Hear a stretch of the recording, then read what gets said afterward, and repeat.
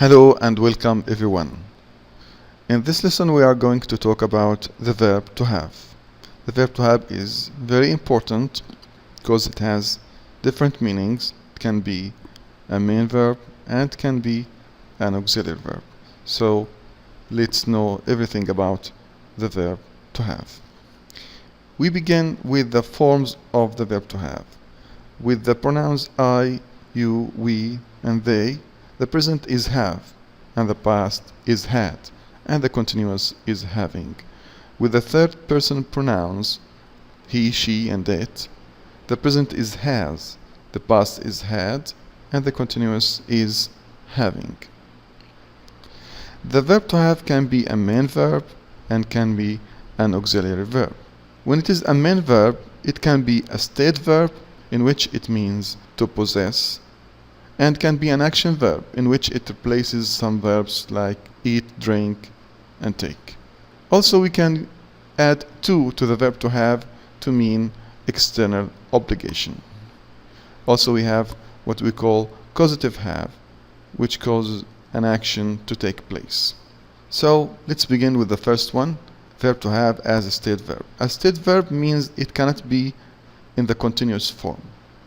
So let's take some examples. I have a job. He has a car. We have a house.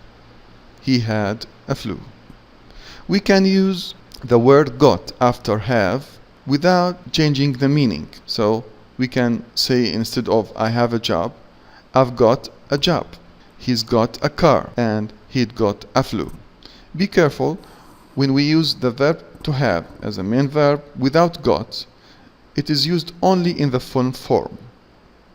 But if I add got to it, it can be in the full form and the contracted form, but the contracted form is preferred. And as we said, here it is a state verb. It cannot be on the continuous form, so I can say I have a car, but I cannot say I'm having a car. When the verb to have is an action verb, it replaces some verbs like eat, drink, and take. Let's see some examples. I have a shower every day means I take a shower every day. He has his breakfast at 7 a.m. means he eats his breakfast at 7 a.m. We had dinner early. Let's have a cup of tea. Here, when the verb to have is an action verb, we cannot add the word got to it, and always it is used in the full form. And we can use it in the continuous form, I am having a shower. When we add to the verb to have, it indicates external obligation. I have to finish my homework tonight. He has to apologize. We have to clean up the house. I had to fire her yesterday. We can add the word got. I can say he has to apologize. Also, he's got to apologize. It is the same meaning. But there will be some differences in the question and negative forms, and we will see it later in this lesson.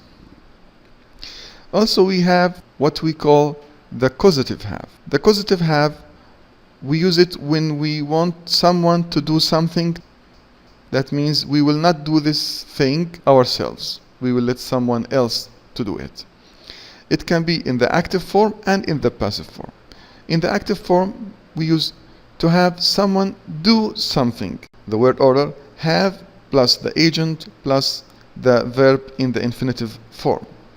In the passive form, to have something done, we use have plus the object plus the past participle. I have my dentist clean my teeth once a year.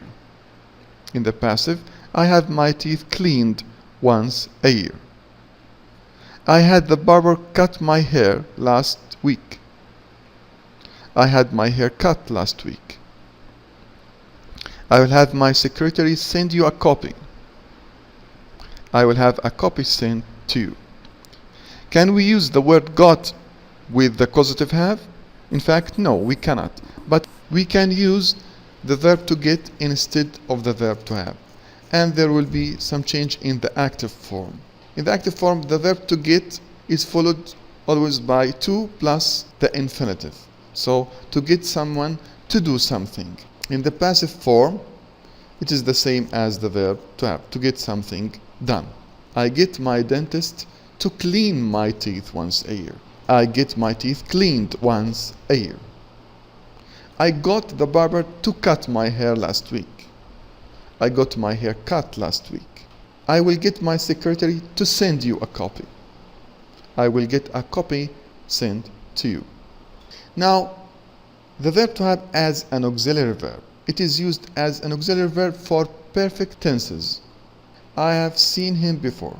We use the contracted form in spoken English and the full form in written English. He has arrived. They have been living here for 6 years. We'd left when they arrived. Now, let's see about negatives and questions in the verb to have. When the verb to have is the main verb without the word got, when we do negatives and questions, we use do, does, and did, like any other main verbs. But if we add the word got to the verb to have, or it is an auxiliary verb of a perfect tense, we use direct negative and question forms. Let's see in examples. I have a job. I can say I've got a job. But the difference now we will see in the negative and question forms. I have a job. When we do negative, I say I don't have a job. But the other one, I say I haven't got a job. I use the direct negative. When I make a question, do you have a job? The other one, have you got a job? Yes, I do. Yes, I have. Another example, he has a car. He doesn't have a car. Does he have a car? Yes, he does. He's got a car. He hasn't got a car. Has he got a car? Yes, he has. He had a cold. He didn't have a cold. Did he have a cold? Yes, he did. He'd got a cold. He hadn't got a cold. Had he got a cold? Yes, he had. He has to apologize. He doesn't have to apologize. Does he have to apologize? Yes, he does. He's got to apologize. He hasn't got to apologize. Has he got to apologize? Yes, he has to. When the verb to have is in the action form, I cannot use the word got. I have a shower every day. I don't have a shower every day. Do you have a shower every day? Yes, I do. With the perfect tenses, it is used as an auxiliary verb, and we use direct, negative, and question forms. I have seen him before.